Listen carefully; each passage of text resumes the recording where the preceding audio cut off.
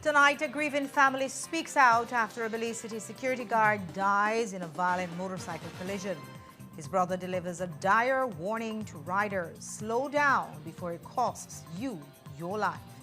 And cash for carbines. We break down the steep price tag government paid for 350 military-grade rifles. The CEO insists they got a good price. Tonight, we let you be the judge. Also, money in politics. A crazy amount of cash fuels the system. But where is it really coming from? And how do we curb its corrupting influence? University of Belize Public Policy and Research Institute tackles those critical questions tonight. Plus, he was originally accused of murdering Nestor Vasquez Jr. inside a police detention cell. But today, citing diminished responsibility due to mental illness, Colin Francis pleaded guilty to manslaughter. We've got details of these and other stories in our newscast for tonight, Tuesday, July 28th, 2026. Good evening. With your news, I'm Indira Craig.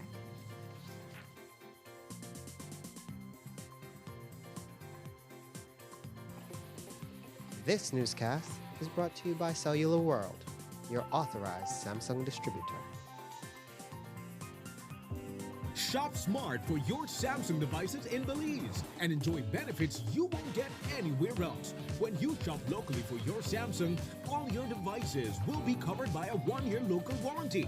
You won't get that when shopping with the other guys. When in doubt, always look for the Cellular World seal to know you're getting the real deal. Shop with confidence and enjoy your Galaxy knowing that it can be repaired locally at our Samsung Service Center by certified Samsung technicians using original parts and machinery. Even better, enjoy the best LTE experience in Belize, knowing that your Samsung devices are compatible with major local carrier networks. Get the ultimate Samsung Galaxy experience only when you shop from authorized Samsung resellers nationwide.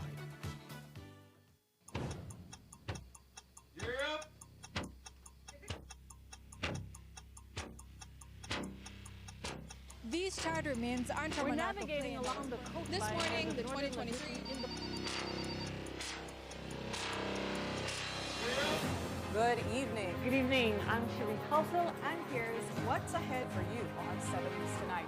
We've got details of these and other stories in our newscast for tonight. Good evening. With your news, I'm Indira Craig. Belize, you're watching the Nation Station, Channel 7.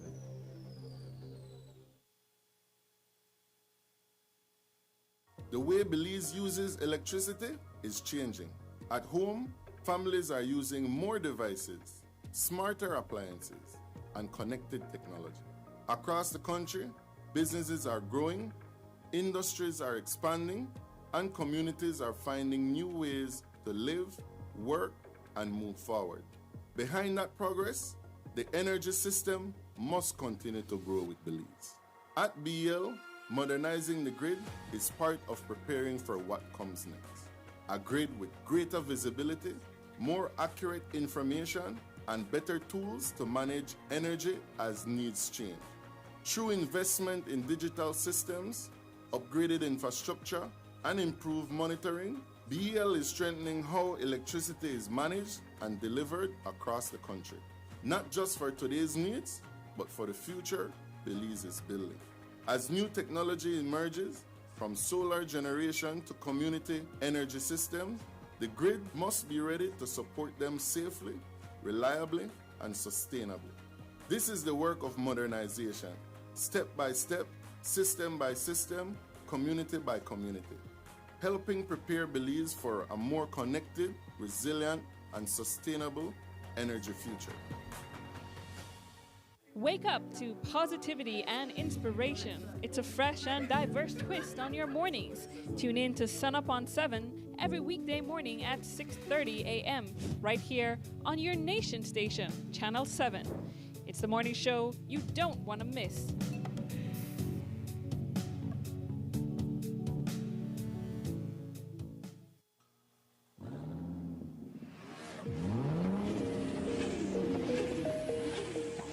Rev up your engines at Puma Energy and get ready for an exciting chance to fuel, fill, and win. For every $30 purchase on fuel, a liter of lubricant, or $10 at Super 7, get a ticket to win one of 20 fuel prizes of $1,000. And here's the thrill. Fill up with premium Clean Tech Pro and double your chances of winning. Don't miss out on this incredible opportunity. Head to Puma Energy and Super 7 today for your chance to fuel, fill, and win.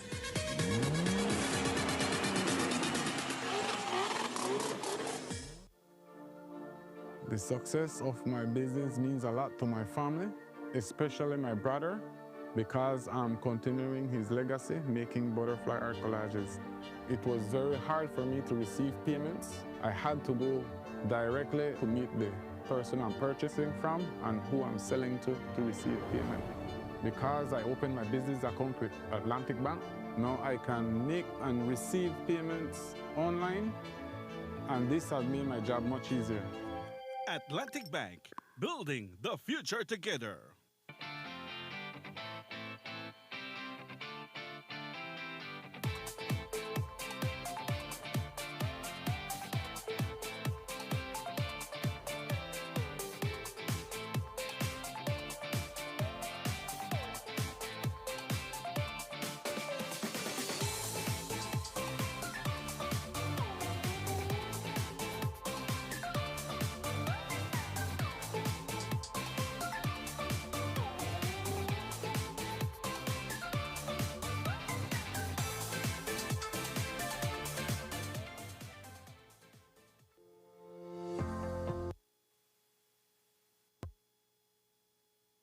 Directly to meet the person I'm purchasing from and who I'm selling to receive payment. Because I opened my business account with Atlantic Bank, now I can make and receive payments online, and this has made my job much easier. Atlantic Bank, building the future together.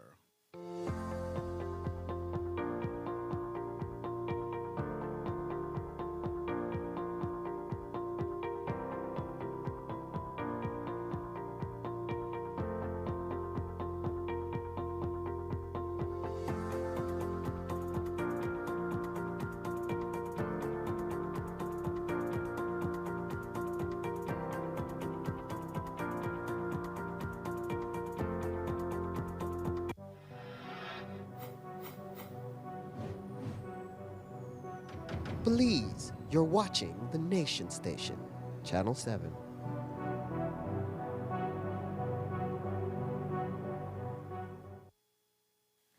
This morning at 5 a.m., 32-year-old security guard David Lucas crashed and died when he ran into a metal lamppost right in front of the KHMH. The impact threw him across the street and smashed his helmet. Today, his family had a dire warning for motorcycle drivers. This morning at dawn, while his family members were just getting ready to start their day, they got the news that 32-year-old David Lucas, a security officer at a local call center, was killed in a motorcycle crash along Princess Margaret Drive. He was driving his Leafan 125 motorcycle from the direction of West Landiver toward the Philip Golson Highway when, upon reaching the roundabout at the intersection of Princess Margaret and Coney Drive, Lucas lost control of his bike and collided with a metal lamppost situated in the median opposite of BCVI Eye Clinic. The impact flung him from the motorcycle across the median, landing in the opposite lane near the entrance of BCVI. He got his injuries there, just feet from the country's biggest hospital. His eldest brother, David, says that he was waiting for him, as they had an agreement that when he came off his security shift, they would spend the day together. Just stopped to my brother yesterday, literally just stopped to my brother yesterday, and we make wali business for say, well, all right, today we are link up 7 o'clock when I come off of work. You dig? So I had to wait. I don't say I had to wait. They say my brother had to bleed like that. So yeah, the news that they had to wait, I literally they had to wait for my little brother. When I hear the knock, I excited because yes, time for me and my brother hang out today. Yeah, we are maybe drink one beer and we are cool out and you know. And my grandpa tell me that DJ, well, we call him David, right? Because he's David Jr. DJ catching all the accident and I don't know how everything does freeze check. And in that moment, life froze. Plans of meeting up forever dashed. But the family will always remember how loving this father of two was. I don't know where to start because David, somebody real loving now, a loving soul that loving soul that, and I don't know how to describe for him love and for him support and to family, his siblings, they're always family first. And in the midst of their grief, his brother has one message for cyclists: stop speeding. My message for cyclists, man, everybody, man.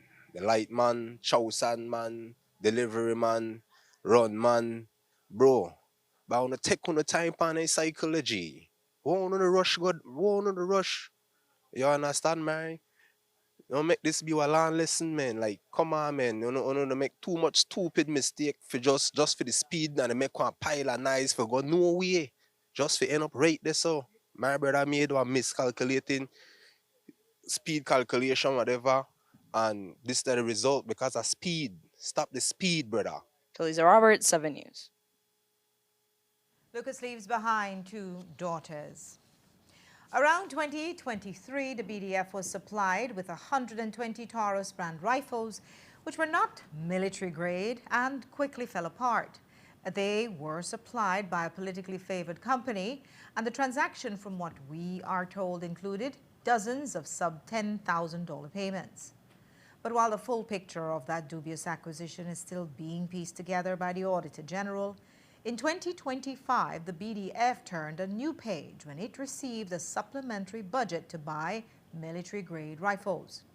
But did they pay a fair price for them? Well, that's what Jules Vasquez has been investigating. A tidy profit and $1 million in what can only be called Profit Plus. These are called M4 carbines. They are military-grade rifles good for a barrel life of 20,000 rounds. In June, the BDF and the Belize Coast Guard got 350 of them, an acquisition welcomed by soldiers who suffered in the past with well over 100 inferior Taurus brand rifles, which were not military grade and fell apart after only 10,000 rounds fired. So the Colt rifles are a good thing, but is it a fair price? Not based on our research. These Colt rifles sold online are almost identical to the ones which the BDF got. The CEO says the ones purchased by the Ministry of Defense are, quote, military grade and had some modifications from the standard package. We found the standard package rifles retailing for just over $1,000 US. So then, the bulk wholesale price would be much less. But how much did the Ministry of Defense pay for the weapons? Try $3,000 US, or 6,000 Belize dollars each. That's more than 2 times the highest price we saw online. And remember, the government doesn't pay duty, so only the shipping and handling costs would be added to the cost paid by the importer. The chosen supplier in this case is Fort Point Security. And for them, selling 350 rifles at $6,000 each, it was a $2.1 million sale. But did they make a fair profit, or was it an obscene profit? Let's say the supplier bought the rifles wholesale for $1,000 US each and made a tidy 50% profit of $500 US each. That would still be 3,000 Belize dollars each. But not twice that, not $6,000. We asked the CEO if he felt the $6,000 price tag was fair, and he said, quote, I definitely believe we got value for money. But he could not tell us based on what he made his value assessment. He also told us that, quote, the procurement of the rifles followed the GOB tender process, but we could not find the invitation to tender online, nor did he provide it to us when asked. We note that a supplementary budget had to be approved for the purchase of those weapons. The CEO says the contract was approved by the Contractor General. And while those carbine rifles are supplied to the BDF for $6,000 each, we are told that the sub-military grade Taurus rifles. 120 of them were sold to the BDF for $5,000 each. Also, a very inflated price based on the online purchase price.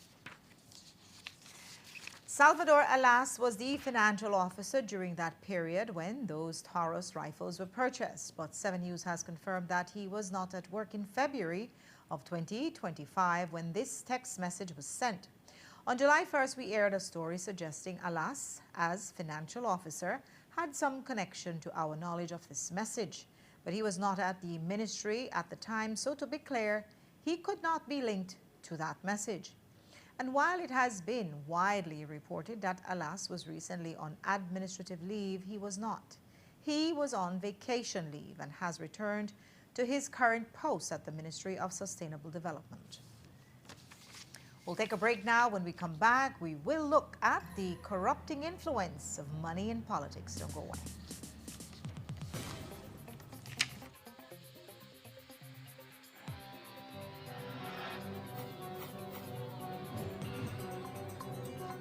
Belize, you're watching the Nation Station, Channel 7.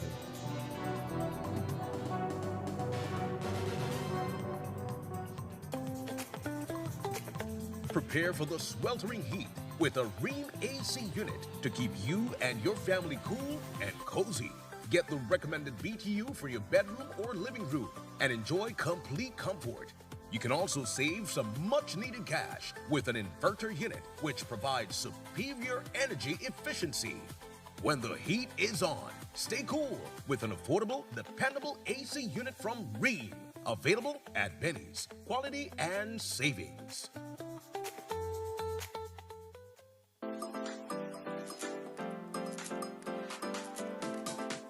Belize is calling for change, and the future is in her hands. Meet our 4 incredible delegates competing for the crown of Miss Earth Belize 2026.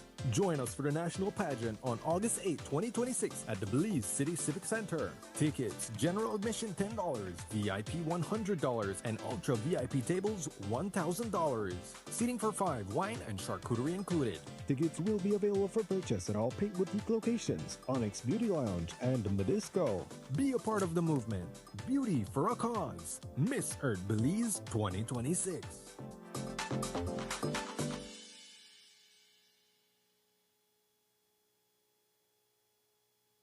Picture perfect when your pose like so.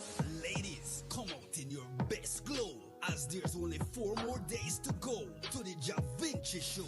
Me can see that the birthday glow. So go on body now your worst way now. Cause you're not here with. If you're tired of the baking in your house with daily cook wawa fan and finally realize that the time to get yourself a good, durable, reliable fan, contact Maya's panel website or social media. Maya's going to hook you up with one of their 18-inch heavy-duty tripod fan, where might could even change your life as they keep you cool in this hot Belizean weather. Yes man, because their 18-inch heavy-duty tripod fan from Maya's not just could blow your lip back way, they might could blow away your mind if you say blow away the toxic konomono out of your life and the bad vibes out of your house.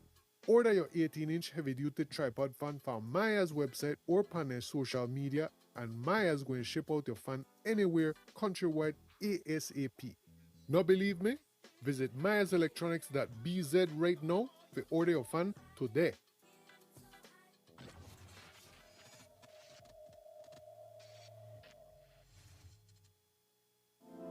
As a small business, I started to attend pop-up shops like many other businesses, and we found that our customers wanted to pay by card and not cash. I went to Atlantic Bank, and immediately, without a problem, it's like, yes, you can have a POS system. That POS system we now use in-house, and we can also take it countrywide wherever we are. They were willing to take the time. They were willing to be patient with us as we grew our business, and that, for us, that meant the world. Atlantic Bank, building the future together.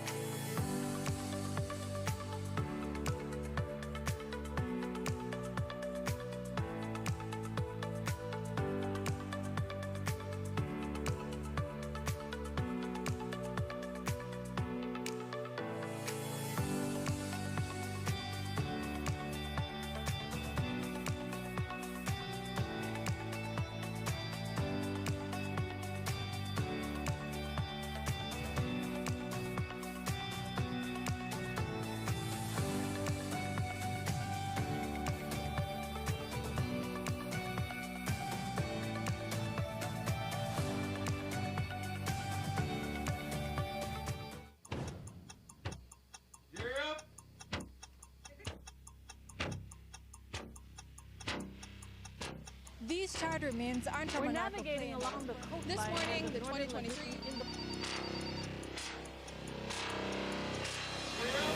Good evening. Good evening. I'm Cherie Helsel, and here's what's ahead for you on 7 News tonight. We've got details of these and other stories in our newscast for tonight. Good evening. With your news, I'm in Durcraft. Please, you're watching the Nation Station, Channel 7.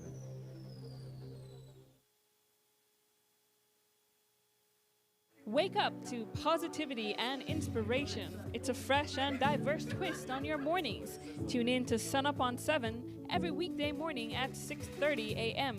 right here on your Nation Station, Channel 7. It's the morning show you don't want to miss.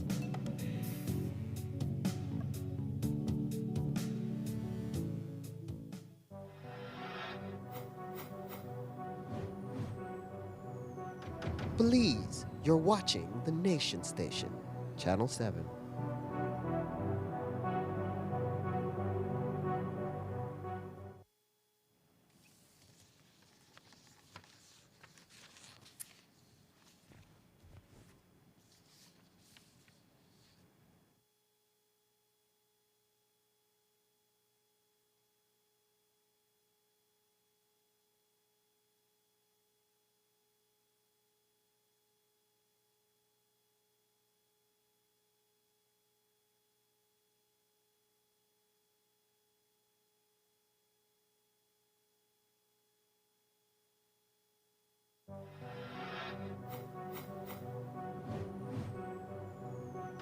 Please, you're watching the Nation Station, Channel 7.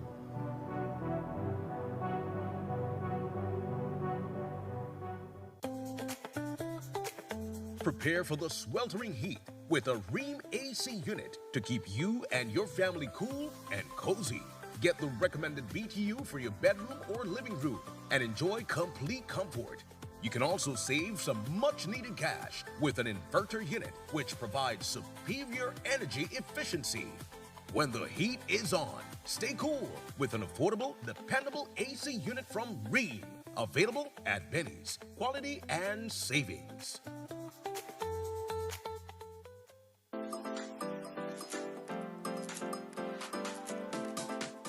Belize is calling for change, and the future is in her hands. Meet our 4 incredible delegates competing.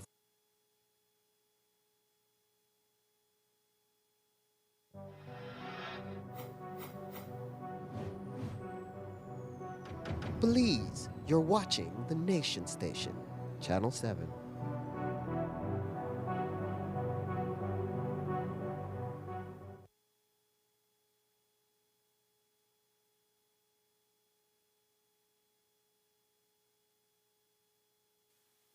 In 2019, Colin Francis was accused of killing Nestor Vasquez Jr. in a detention cell at the Queen Street Police Station. He was detained there because on that same day, he stabbed Nurse Augustine Eligio at the Port Loyola Mental Health Clinic, receiving psychiatric medication. Colin Francis Jr., who's been on remand for the past 7 years, was previously diagnosed with schizophrenia when both these incidents had occurred and was classified as unfit to stand trial. The prison psychiatrist has determined that he is mentally fit to take a plea on the basis that he had diminished responsibility due to his mental illness. So today, the Crown accepted a guilty plea from him after his charge for murder was reduced to manslaughter. Francis pleaded guilty to both manslaughter and attempted murder, which the court accepted. His sentencing is now set for September 7th, 2026, and Justice Nigel Pilgrim has ordered that a SEER social inquiry report, prison report, and victim impact statements be collected for both cases. Every election season, it's the same story. If you want to win, well, guess what? You got to invest. Mass political parties receive millions of dollars in campaign financing, but from whom and under what arrangements? Well, they're under no obligation to disclose since there is no real campaign financing legislation in Belize. And aside from receiving the money, those same political parties then pay voters or find other means to influence them through financial assistance. The lack of regulations and the rampant corruption are examined even more closely in the Belize Policy and Research Institute's latest report, Money in Politics. Breaking the regulation deadlock. Courtney Menzies was at the launch of the report today and has this story. Money in Belize and Politics is the latest report from the Belize Policy and Research Institute. It investigates illicit and unregulated campaign financing and proposes recommendations for the establishment of legislation to mitigate corrupt practices. The report was launched today, and Belper's executive director explained that the glaring issue is that it is often public funds that are used to influence the electorate. The general point the report makes is that why Belize does not have official public funding of political parties and candidates, that public resources in Belize can be used or abused to influence voters and constituents. And while there are some programs like the Constituency Development Fund that has the objective of developing, having projects in constituencies, the question is always who decides who gets what. And even for these official programs, which we have seen an increase in over time, the answer to the question is that it is usually the elected politician from that constituency that make these decisions. And so, in a sense, political finance can come from public resources. It is even more blatantly done with the seasonal Christmas assistance, summer assistance before school opens, that sort of program, which is shorter term. But at the end of the day, who decides who gets what?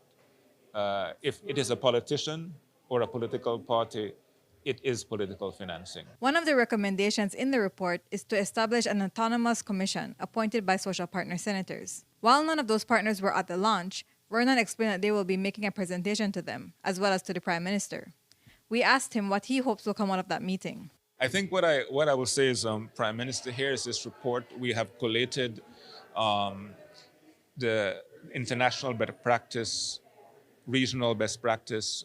We have looked at all the proposals made in Belize towards this issue. We have a blueprint for how it can happen. If political parties are serious, if the government is serious about advancing, this can be a tool and a blueprint for moving forward. And look, as I said in the presentation, we have to acknowledge that it's not going to be easy. This is difficult. The Prime Minister is right in that way. But because it's difficult does not mean in any way or form that we should not try, and we should not at least try to mitigate some of the worst implications, negative results of money in politics. One politician who was at today's launch was mayoral aspirant Alan Pollard. He told us that he doesn't have anything to hide regarding financing for his own campaign, and he won't bow to his financiers' requests. For me, I have nothing to hide. I mean, most of my campaign, when I compare it to the other big ministers or whatever, for me, the local government race, I don't solicit a lot of funds. So for me, I wouldn't have an issue with that. And anyone who is financing my campaign usually has the best interest of myself and the city at heart. So I'm sure they wouldn't have any difficulty disclosing as well. What would you do as mayor if a financier comes back to you if you are elected and says, hey, I invested in your campaign, in your political ambitions, and now I want, for example, this policy or this request approved? How do you approach that? Well, policy comes from politicians, not necessarily from the businessmen. But the way I plan to govern is ensure that we have all business people at the center. We have more consultation groups, more committees, and of course, any policy that we implement has to be something that benefits the wider Belize city, not just one particular entity. Why did you feel obligated to come here today? You're the only politician here.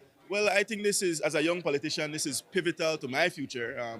The way how I do business going forward, the way how I do politics, and of course, my engagement within the electorate. And while Pollard agrees that it's a mammoth task, Vernon explained in his presentation that without campaign financing regulations, it's Belizeans who lose. I think in short and and in perhaps the most straightforward language, it's because Belize loses. We all lose when unregulated money dominates our politics the way it does now. We lose when a small number of people supply most of the political finance. We all lose when most people cannot afford to get into politics, when the playing field is not level. We all lose when public resources are used or stolen for political influence.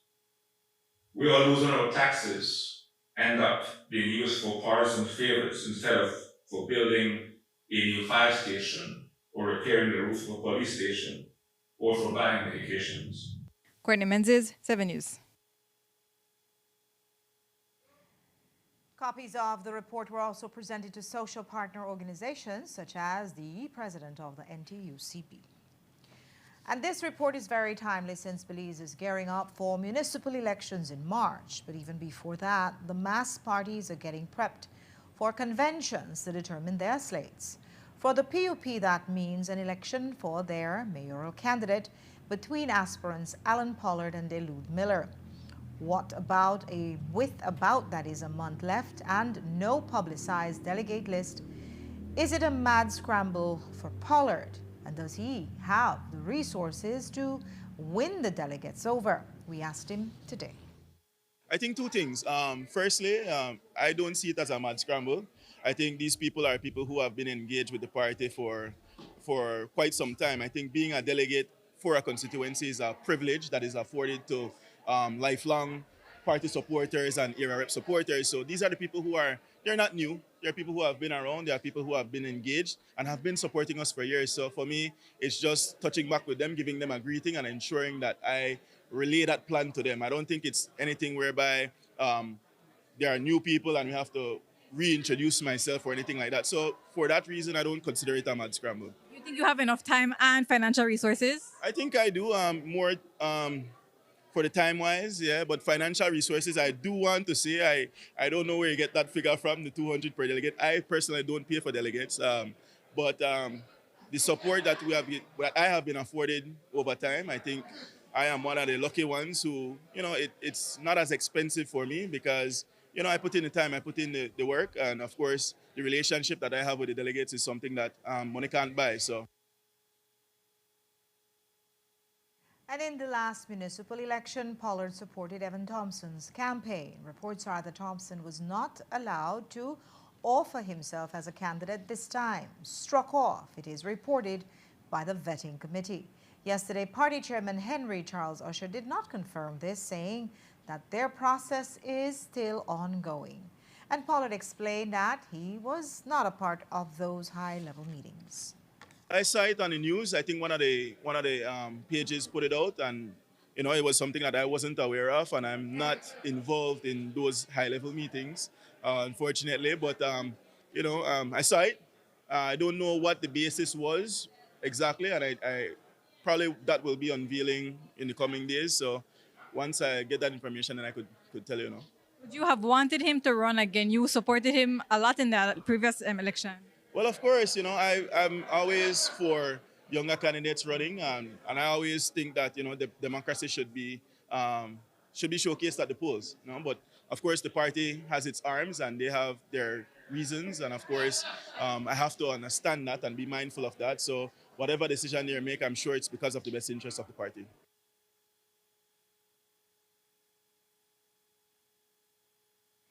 But apart from Thompson, the PUP is getting ready to announce its approved slates of municipal hopefuls. Pollard explained that they all attended a meeting yesterday. Yesterday, we had a meeting with all the potential candidates. So I'm sure that those will be unveiling. Everybody, I think by now, have received their letters. I think it's a wonderful amount of people. It's talented people, older people, younger people, business people, new people. So I think it's very exciting. I think the delegates have a task ahead in terms of selecting the 10 people who they want to be councillors. So I'm excited, and I always maintain that whoever gets the opportunity to be on the slate and get elected is, I will have my full support and my full backing, and I will work with them.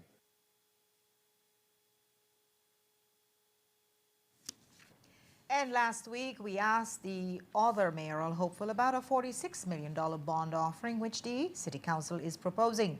Part of it is to reprofile their existing $20 million bond. But there's still another $26 million in there, which looks like major cash flow in time for an election. So we asked the deputy mayor to explain the offering. I would not want for anybody to get the idea that we're taking on $46 million in new investment. We had over $20 million worth of existing investment. And so what is happening is that we are reprofiling that, meaning that we are turning it from short-term investments, 1 to 2 year investments into the city, into longer-term investments, 5 to 10 year. But as a part of that as well, we're also taking on some new investments. And that has been going well. I think we have been doing a good job of encouraging the public and private sector to invest in Belize City. As you know, it is one of the most attractive offerings on the financial market. There is a lot of liquidity out there in the market. And I think the Belize City Council has effectively managed our municipal securities offering over time. I am proud to say that we have never defaulted on an interest or principal payment, even through the impacts of the COVID-19 pandemic, even through the impacts of Hurricane Lisa and all the economic implications that came along with that. We have been able to meet every single payment. We continue to do what is necessary to build our interest reserve fund and our sinking fund, and those continue to be managed properly as well. And so I'm happy to report that that has been going well. And while the deputy says everything is above board on a smooth sailing ship, we did ask how the council, whose annual gross revenue is $33 million, still has to fundraise with municipal paper. Well, I wouldn't want to approach it from that angle. In fact, I don't think the revenues, the organic revenues of the council amount to 33 million. I think factored into our budget is also the assistance that we receive from the government of Belize in terms of infrastructure and that kind of thing. That is also factored in there as well. And so I don't think that our organic revenues really account for $33 million. I don't think we're at that point as yet. But our municipal securities allow for others to invest in the city. As you can imagine, it's quite difficult for us to maintain and upgrade all the infrastructure that we have in the city out of operations, right? It's simply not very practical. We have over 700 streets in Belize City, for example, and over the past, I would say 6 to 7 years alone, we have upgraded more than 300 of those streets. And so you could imagine how significant of a cost that is. And how difficult that would have been to fund out of our operations alone. And so it's essentially a financial tool that we use in order to do some of the capital projects that we want to do. This time around, I think in our prospectus, we had quite a few things, including the expansion of our e-mobility fleet. And so we will be building that fleet, which is something that the residents of the city has been asking for us to do. In this specific offering as well is, of course, we are making allocations for additional infrastructural upgrades. I'm sure you have seen all the infrastructural upgrades we've been doing across the city, and also infrastructural upgrades that we plan on doing before the end of this term as well. We know that the government's subvention to the council in 2025 was $5.9 million.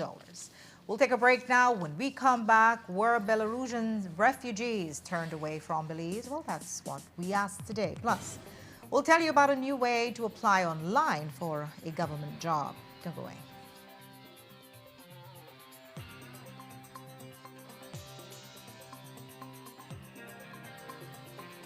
This newscast is brought to you by Cellular World, your authorized Samsung distributor. Nokshe Adventure Park came about from the birth of COVID. Everything was on pause for tourism, so we decided, let's do something different. We got 10 bikes, 10 ATVs, and we were just doing ATV tours. Shortly after, we were approached by the cruise lines. We agreed to work with them, and from them, it just started growing. We set up the chocolate tour first, and then from there, we went into the culinary experience at the different Mayan cultures. We have the gift shop, a cooking class, the shaman, and the healing, and it just all came together. When you reach a certain point, you need investors, you need partners to come into your business. Atlantic Bank just make it easy. Even my 7-year-old could do it. Atlantic Bank, building the future together.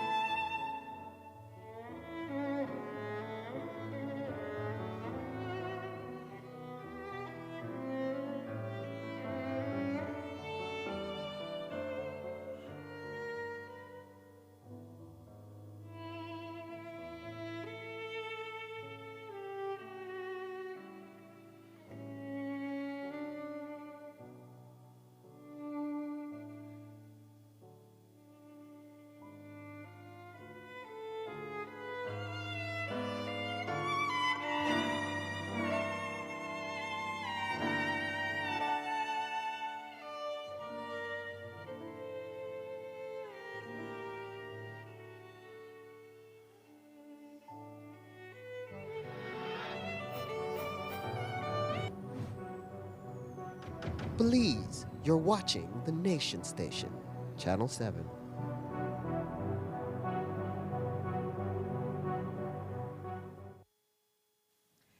An estimated 500 to 600 refugees from across Central America have entered Belize over the past few months. During routine field operations, home visits, and rural assessments, officers from law enforcement, human development, and the Department of Immigration encounter these individuals weekly. Every case is unique, shaped by the complex circumstances that drove them to seek refuge in Belize. Today, the Department of Refugees convened a multi-agency stakeholder session to establish clear protocols for handling these cases and guiding officers on proper intervention procedures. The Director of Refugee Department outlined the focus of today's training. We are doing a bit of institutional outreach today, and we're at the Belize Institute of Management, where we are conducting this training. It's a bit of a sensitization project. The stakeholders that we have chosen to include in this are people who we think may, at some point during the course of their day, have contact with refugees or asylum seekers. So we invited the police department, immigration, customs, community health workers. We'd have some representatives from the Belize City Council, a couple other government departments. The Refugees Act provides that persons who may come in contact with asylum seekers, that there's a referral system wherein these persons are obliged under law to refer them to the Refugees Department. One of the issues that we've always had is that people don't know of the existence of the Refugees Department, and people don't know what they can and cannot do once it comes to asylum seekers. So that's where the importance of these sensitization sessions come. We try to educate as much as possible. We try to pass the information to those who may need it the most. Would you say are some of the most frequently asked questions when approaching these cases? The most frequently asked question is actually the concept that people do not really understand the difference between refugees and migrants. A migrant is a person who is here because they chose to come here, whereas a refugee, well, an asylum seeker, is here because they were forced to be here. They may be running away from natural disasters, the crime in their country, the war in their country. There are a number of reasons why people would come here. That's the primary issue. And secondly, like I had mentioned before, that people don't know what they can and cannot do. Sometimes people are not even aware that they can have international protection. It's not only Central or Latin Americans who have attempted to seek refuge in Belize. Recently, a group of Belarusians made a case to come to Belize. We asked the director about it today, and here's what he said. I cannot speak on what happens in a U.S. court. That is outside of my purview. However, I can say that under the Safe Third Country Agreement that we have with the government of the United States, we will periodically be receiving persons who the U.S. government sends here. These people have applied for asylum in the U.S., and under this agreement, they can now apply for asylum here in Belize. Keep in mind that it does not mean they are guaranteed refugee status. They can apply. One of the conditions of that agreement with the United States government is that we will only be accepting persons from the Central American and the Caribbean regions. Belarus is nowhere close to us, and they are definitely not going to be accepted. So if the US government requests to send persons, that request goes through my department first, and we would not agree to something like that under the normal course of things. When we asked Elia for an estimate of how many refugees are in Belize, he told us the numbers are never consistent because refugees are always coming and going. While some refugees have been in Belize for months, he explained that they must follow a process for every case.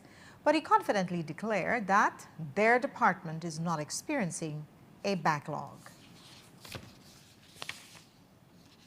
The issue of the long wait period was a problem. For the past 2 to 3 years, we have not had that problem. There is no backlog at the Refugees Department. And the normal time from the time the person makes their application until they are given a recognized refugee card is 60 days. So it's a 2-month period. We are aware, for general knowledge, that refugees, while they are at the asylum seeker stage, they are not allowed to work. Therefore, we try to minimize the amount of time being taken up by administrative decisions. We try to minimize as much as possible, and the time frame right now is 60 days. Keep in mind, however, that every person who applies for refugee status has to go through a security clearance. This is done by the special branch of the police. For persons who are from Central America, this is an easy process because they're so close to us and we have a good relationship with our Central American counterparts. However, people who are extra-regional, for example, Africa or Europe even, it happens, those security clearances take a long time. So their application would indeed be longer than a Central American. If you're looking for a government job, there's a new way to find the best position for you. The Ministry of Public Service has introduced the GOB job portal where you will be able to see vacancies and submit applications online. Minister Henry Charles Usher told us more yesterday. So we had a job portal before, but what we found was that the space that was available was not enough. We had persons who were submitting their resumes, who were applying for jobs, but it got crowded and it came down often, so we had to continuously have to buy additional space. Now, with the services being provided and the improvements being made, we've opened a new job portal with more space and more features so that persons can go in there, see what jobs are available, upload their resumes, etc. And also a feature that I am particularly happy for is one where if there is a vacancy for a particular skill, it can actually look and to see if persons have submitted a resume with that particular skill and try to match them so that we could maybe contact the person without that person having to say, I'm interested in the job. You know that New People was contracted for this service. Will the cost be publicized? So Neo People has been contracted to do some digital work for the government. It included this portal, as you said. It includes the attendance record being digitized and some other areas where we're trying to prove. This is part of a bigger project for the modernization of the public service. We actually got the approval from the IDB for a loan to modernize it, to look at the pay scales, to see how we can improve the services being provided. So it's all part of what Plan Belize promised in terms of the modernization of the public service. And that's all we have for you for our newscast tonight. Thanks for watching. With your news, I'm Indra Craig. Remember, you can find a full transcript of the news at 7newsbelize.com and see the streaming video on our Facebook page. Have a great evening and join me back here tomorrow at 6.